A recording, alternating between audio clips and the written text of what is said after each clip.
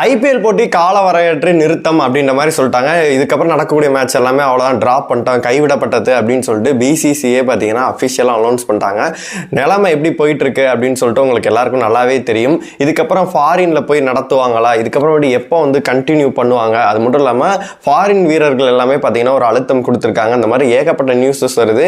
இதில் CSK fans தான் ரொம்ப சந்தோஷமாக இருக்காங்க. எப்பாடி நாங்கள் கடைசி பிளேஸில் இருக்க எவனுக்குமே கிடைக்கக்கூடாதுரா அப்படின்ற மாதிரி பார்த்தீங்கன்னா கொஞ்சம் சந்தோஷமாக இருக்காங்க அப்படின்னே சொல்லலாம். ஏன்னா ட்விட்டரில் அந்த மாதிரி நியூஸ்லாம் போட்டுட்டு இருக்காங்க. ஆர்சிபி ஃபேன்ஸாக எங்களோட ட்ரீமாக மட்டும்தான் இருக்கும், ஈசாலா கப் நம்மது கிடையாது போல இருக்கு அப்படின்னு சொல்லிட்டு ஃபீல் பண்ணிட்டு இருக்காங்க. எல்லாத்தையுமே நம்ம ஃபுல்லாகவே பார்த்தரலாம். ஹாய் மக்களே, நான் உங்கள் ஷாம். நிறைய பேர் வீடியோ பார்க்குறீங்க, நான் லைக் அண்ட் சப்ஸ்கிரைப் பண்ணால் பார்க்குறீங்க. லைக் பண்ணிட்டு பார்த்தீங்கன்னா ரொம்பவே சந்தோஷமாக இருக்கும். இந்த ஐபிஎல் டயத்தில் நம்ம வீடியோ போட்டு ஏதாச்சும் ஓரளவு மணி எடுக்கலாம் அப்படின்னு சொல்லிட்டு எல்லாருக்குமே மிகப்பெரிய ஒரு ஆப்பு.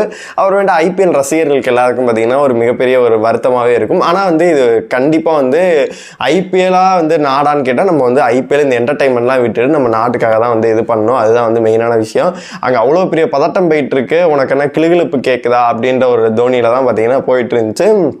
ஆல்ரெடி எதிர்பார்த்தது தான் ஏதாச்சும் நடந்துட போகுது அப்படின்னு சொல்லிட்டு பயந்துக்கிட்டே இருந்தோம். அதுவும் நேற்று மேட்ச் பார்த்தீங்கன்னா தர்மசாலாவில் நடந்துச்சு. அதுதான் ஒரு மிகப்பெரிய ஒரு ஆச்சரியம். இவ்வளோ பதற்றம் இருக்கும் போது எப்படி நாங்கள் பண்ணாங்க அப்படின்னு சொல்லிட்டு தெரியவே இல்லை. சரி எதுவும் ஆகாது அப்படின்னு சொல்லிட்டு பண்ணாங்க. ஆனால் பாதியிலே மேட்சை ஸ்டாப் பண்ணிட்டு பிளேயர்ஸ் எல்லாம் வந்தே பாரத் ட்ரெயினில் கூப்பிட்டு போயிட்டு இந்த மாதிரி இப்போ நிறைய விஷயங்கள் பண்ணாங்க. அப்படி இருக்கும்போது கண்டினியூ பண்ணுறது ரொம்பவே ரிஸ்க்கான விஷயம் தான். அது மட்டும் இல்லாமல் பாகிஸ்தான்லேயே பார்த்தீங்கன்னா ஒரு சீரியஸ் நடந்துட்டு இருக்கதா சொல்கிறாங்க. அங்கே இருக்க வெளிநாட்டு வீரர்களும் எங்க ஃபாரின் காமிச்சுடுங்கன்ற மாதிரி சொல்றாங்க. இங்க இருக்க வெளிநாட்டு வீரர்களும் பாத்தீங்கன்னா இல்ல பதற்றம் நிலவுது, எங்களை ஃபாரின் அனுப்புங்க அப்படின்ற மாதிரி சொல்றாங்க.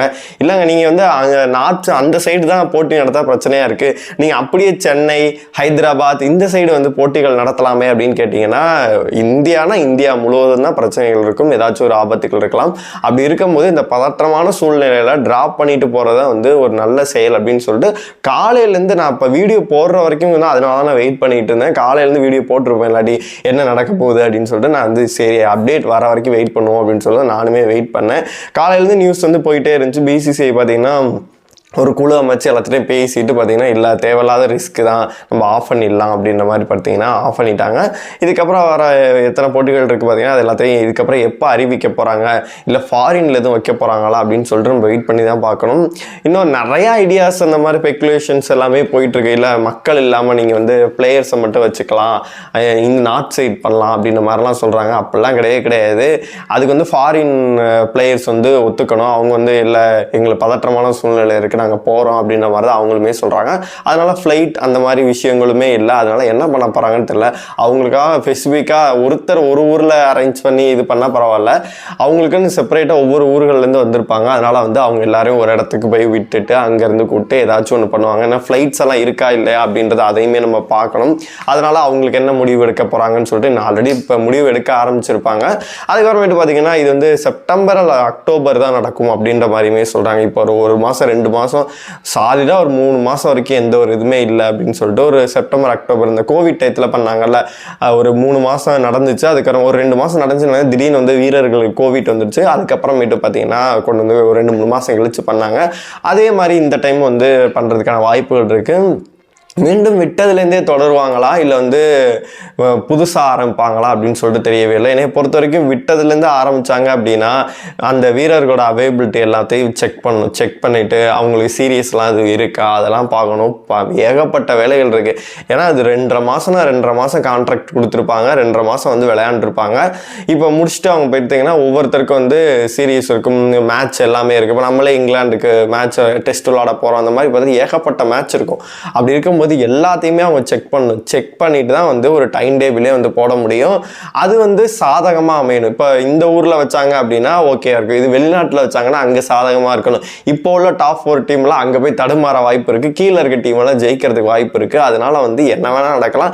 இல்லை இந்த சீசனே பார்த்தீங்கன்னா ஸ்கிராப் பண்ணிட்டு நெக்ஸ்ட் சீசன் போகலாமா அப்படின்ற விதத்துலையும் யோசிக்கலாம். நிறைய ஐ திங்க் அவங்க என்ன வேணால் யோசிக்கலாம் அப்படின்னு தான் சொல்லணும். இது யாருக்கு மகிழ்ச்சியாக இருக்குது அப்படின்னு கேட்டிங்கன்னா சிஎஸ்கே ஃபேன்ஸுக்கு தான் ரொம்ப மகிழ்ச்சியாக இருக்குது. ஏன்னா நாங்கள் இந்த சீசன் ஃபுல்லாக எங்களை வந்து வச்சு செய்யும் செஞ்சீங்கடா, எவ்வளோ ஒரு கேவலமான தோல்வி அது அது உங்கள் டீம் காரணம். டீம் மேனேஜ்மெண்ட் பார்த்தீங்கன்னா திரும்ப ராகுல் திரிபாதி, தீபக் கூட அந்த மாதிரி இப்போ ஆட்களெல்லாம் இறக்கி விட்டதுனால ஒரு பிரச்சனை இருந்துச்சு.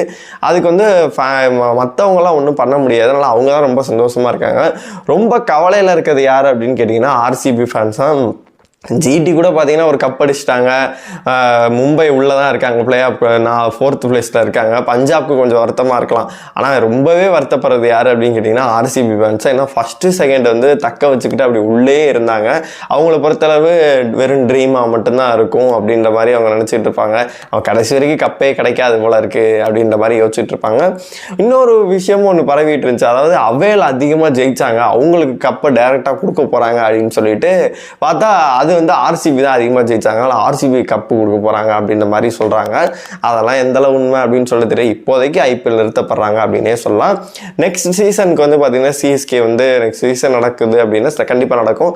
அதுக்கு இப்போ இருந்த ஆட்களை வந்து சிஎஸ்கே வந்து எடுக்க ஆரம்பிக்கணும். ஏன்னா இப்போ கலில் நல்லா போட்டுக்கிட்டு இருந்தார், கலில் ஓவரே விட்டு உரிக்கிறாங்க. இப்போதைக்கு வந்து ஒரு தங்கமாக போட்டு கொடுக்குறது ஒரு பிளேயர் நல்லா இருக்காங்க அப்படின்னா கண்டிப்பாக யங்ஸ்டர்ஸ் மட்டும்தான். 100 ஆயுஷ் மாத்ரே, உர்வில் பட்டேல் இப்போ நல்லா பண்ணிகிட்டு இருக்காரு. டபுள் பிரவிஸ் வேற லெவலில் பண்ணிட்டு இருக்காரு. ஓகேப்பா, ஜடேஜாவே தலை தோனியை மட்டும் வச்சுக்கலாமா அப்படின்னு சொல்லிட்டு என்னை பொறுத்த வரைக்கும் மற்ற யாரும் பத்திரானா அவர்கள் அந்தளவு யாருமே இம்ப்ரெசிவாக கிடையவே கிடையாது. இதை வந்து கரெக்டாக பயன்படுத்திக்கிட்டு எந்தெந்த டீமில் வந்து நல்ல நல்ல பிளேயர்ஸ் எல்லாம் இருக்காங்க, வாய்ப்பு கிடைக்காம இருக்காங்களோ அவங்கள எல்லாத்தையும் பார்த்தீங்கன்னா சிஎஸ்கே வந்து யூஸ் பண்ண பார்க்கணும். நான் சொன்னேன்ல ஒரு 5-6 பேர், இந்த 5-6 பேர்த்த தவிர மற்ற எல்லாத்தையுமே கலட்டி விட்டு ஃப்ரெஷ்ஷாக ஒரு டீம் எடுத்தால் கூட நல்லா தான் இருக்கும். நீங்கள் இவரை நம்பிட்டு ஒரு டெவன் கான்வே நம்பி ஒரு மேட்ச் போறீங்க, பார்த்தீங்கன்னா சறுக்கி விட்டுறாரு. சரிப்பா ரச்சினை நம்பி போகலாம், சரி தீபக் கூட நம்பி போகலாம் அப்படின்னு சொல்லிட்டு ஒவ்வொரு மேட்சாக நம்பி போய் கடைசியில் பார்த்தீங்கன்னா எல்லாமே வந்து சாமி கூட்ட மாதிரி ஆயிடுச்சு.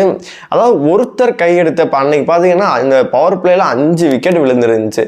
அதுக்கப்புறமேட்டு டபுள் பிரேவிஸ் ஒரு மூவ் எடுக்கிறாரு. மூவ் எடுத்து பார்த்தீங்கன்னா வேற மாதிரி கொண்டு போகிறாரு. டக்குன்னு ஒரு ஓவரில் 30 ரன் எடுக்கிறாரு, 50 போட்டு ஜெயிக்கிறதுக்கான வழி வைக்கிறார். அந்த மாதிரி ஒரு பிளேயர் பர்ஃபார்ம் பண்ணால் போதும். இப்போ இந்த டெல்லி அணியில் பார்த்தீங்கன்னா அவங்க அதிகமாக ஜெயிச்சதுக்கான காரணம் என்னன்னு கேட்டிங்கன்னா ஸ்டார்க் வந்து பார்த்தீங்கன்னா நிறையா மேட்ச் நல்லா பர்ஃபார்ம் பண்ணியிருப்பாரு, ஜெயிச்சிருப்பாங்க.